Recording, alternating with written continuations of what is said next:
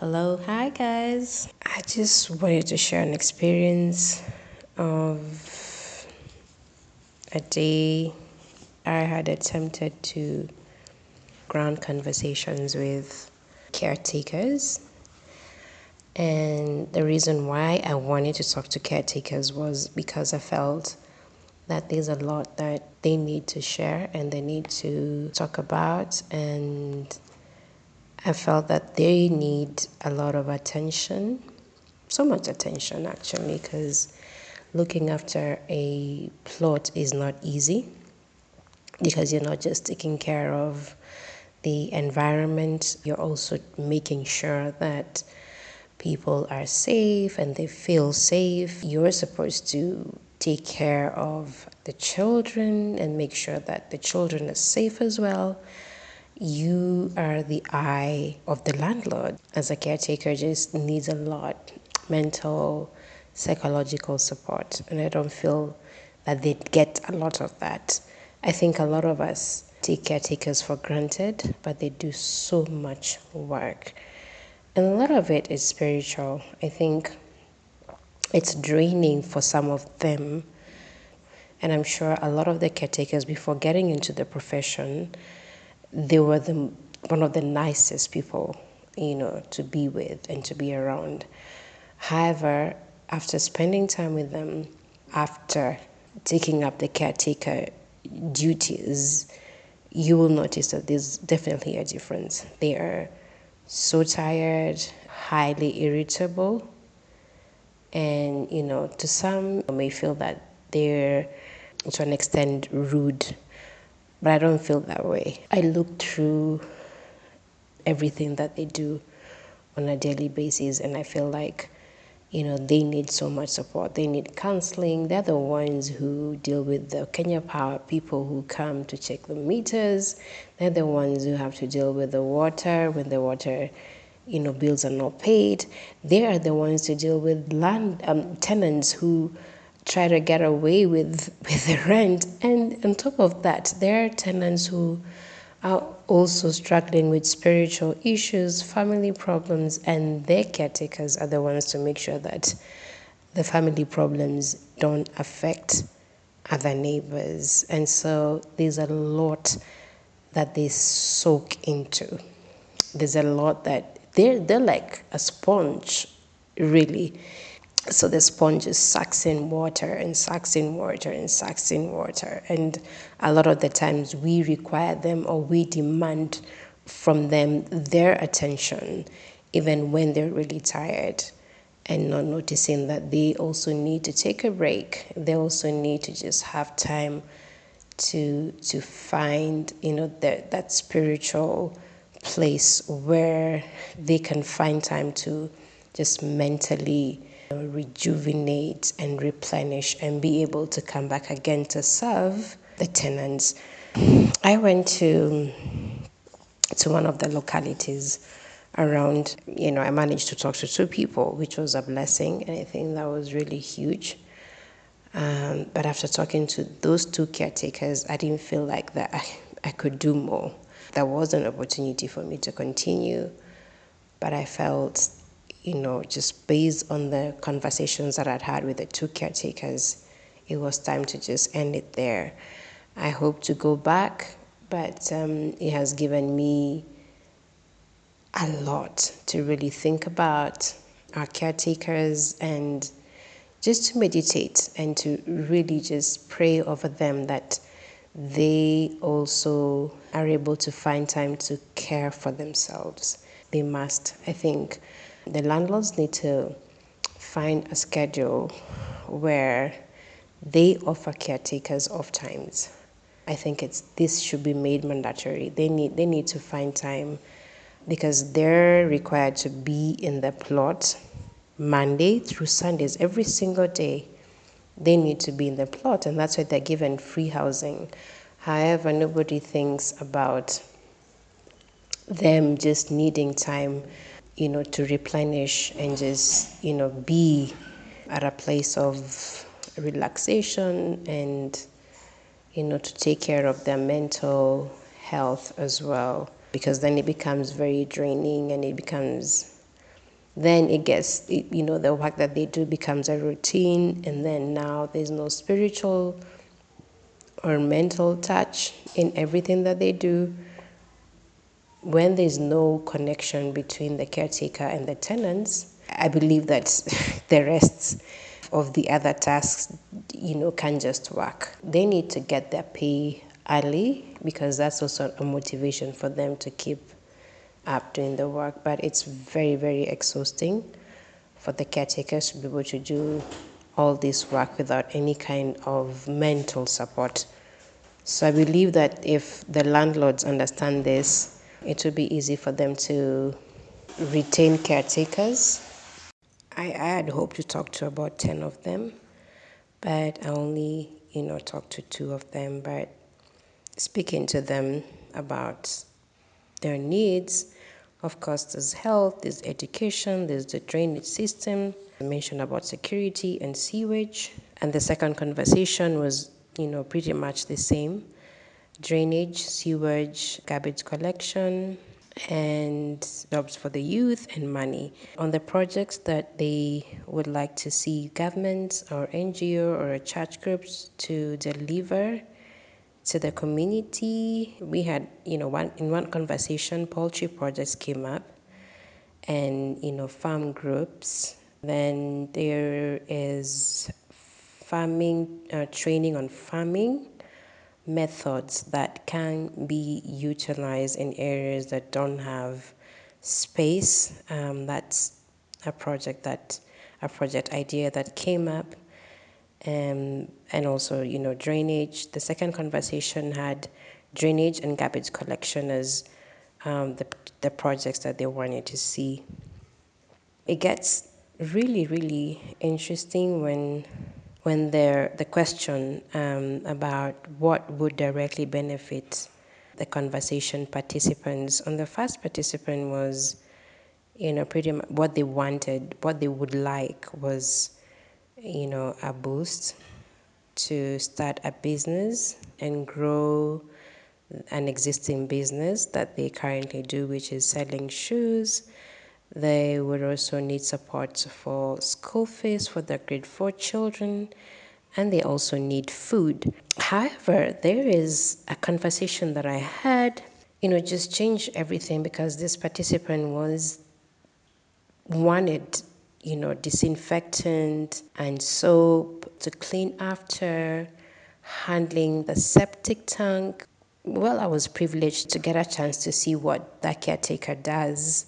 It's not a site that is interesting to look at, but you can tell that he pretty much needed gloves to handle the septic tank, and he needs, disinfectant and soap, so that, because his concern was, when I get back home, I am exposing this an infection to my wife and children. But it really got more interesting because this particular caretaker looked really stressed. He looked drained. He looked tired. And he told me, I'm tired. I have been working in this industry for over 10 years and I feel tired. Sometimes I don't get paid. And, my relationship with my wife and my children, there's so much stress at home. And he said, I don't even want to go back home to sleep because I feel stressed. My wife stresses me a lot. So for me, I would rather finish work and go to the bar and find a place to sleep away from home where I can find peace. So it gets me into trouble sometimes because I have to drink late, and of course now the next morning I have to struggle to focus at work. But I just encouraged him and I told him, there are many people out there who would like to have an opportunity like he does. At least he's not out on the streets stealing or causing trouble. At least he has a house that he's been given, that it's free. He doesn't have to pay for it. There are one or two things that need to get adjusted, but I got a sense that the biggest thing that he needed help with was just an intervention on his relationships with family members, with relatives, sorry, and with the wife, basically. Because when everything at home is good, then it means that when he goes to work, he'll be looking forward to coming back home on time and spend more time with the family. But if the relationships, the immediate relationships at home with the wife is troubled, then every other thing is going to be troubled. I'm so happy that he opened up to me about the wife. And, he told me that he wanted to commit suicide, basically. He wanted to climb up one of the unfinished sides of the construction site and just hang himself. I encouraged him and I told him, God loves you and God has a purpose for you. And, in my heart, I just felt he needed rest. He needed rest. He needed to take up some rest. He needed some counseling. He actually told me, I need counseling. And once that area of his life is covered, he's dealt with, then he'll be able to become more productive at work. So I left not having met the target conversations that I had initially anticipated, but I was happy to just listen on this caretaker. And the third one that I attempted to talk to was sick. And he told me, well, I'm sick. I can't be able to and he was struggling to stand while I was there. And I promised him that I would go back. So I believe we really, really need to highlight on our caretakers. We need to appreciate them, and they need to be given incentives. If not by the landlords, maybe for one reason or the other, I think they need the government should be able to find a way to support the caretakers, because they are the primary contacts that we have to homes, to families. Still on the second conversation, the caretaker said that his colleague had sold drinking water worth 200 shillings, and they made that money during the morning hours of the day. And after selling the water, he said he told his friend, and they went to drink, basically, and they drank all the 200 shillings that they made that day out of selling water. He also said that he doesn't like to go home early because of the stress he encounters from his wife. He then continued to say that, and I quote, "I want to go to Dubai."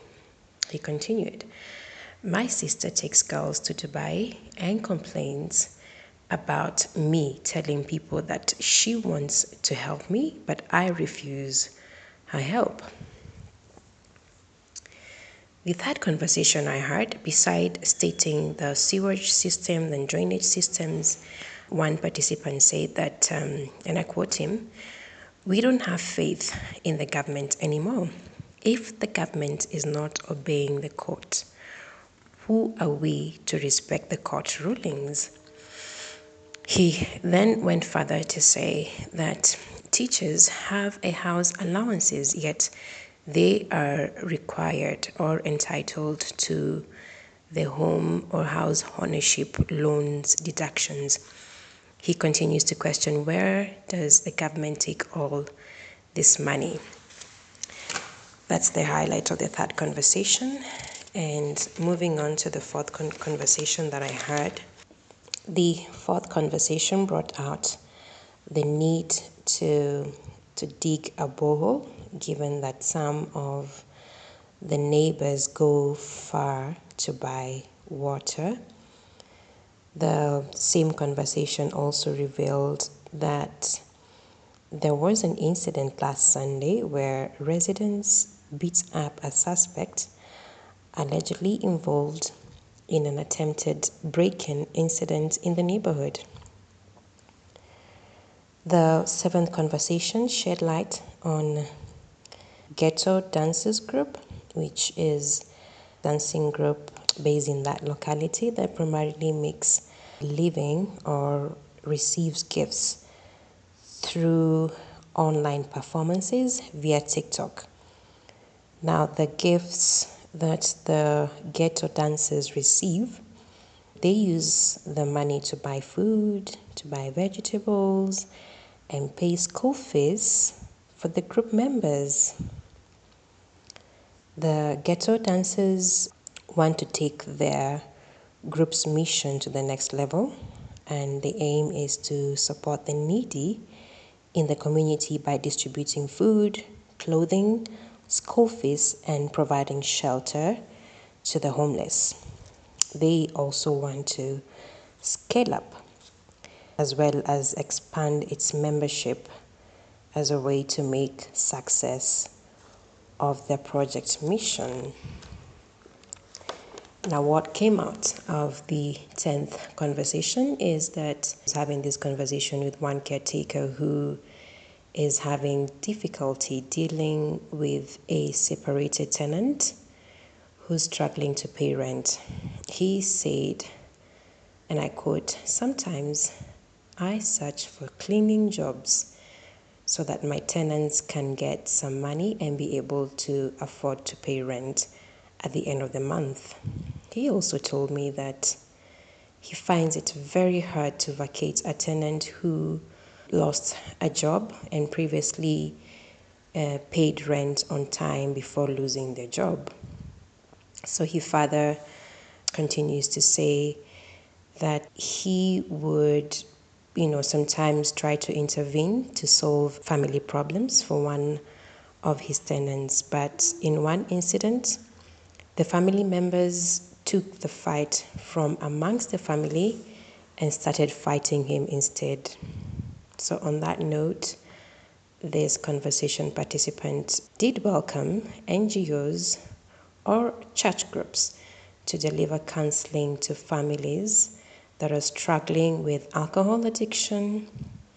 He also mentioned that he would invite non-governmental organizations as well as church groups to deliver counseling to families that lost a job and are struggling to meet their day-to-day utilities. They're unable to provide for the family basic needs. So as such, he called on such groups to intervene and just help the caretakers to identify where there's a problem and how to deal with those family problems.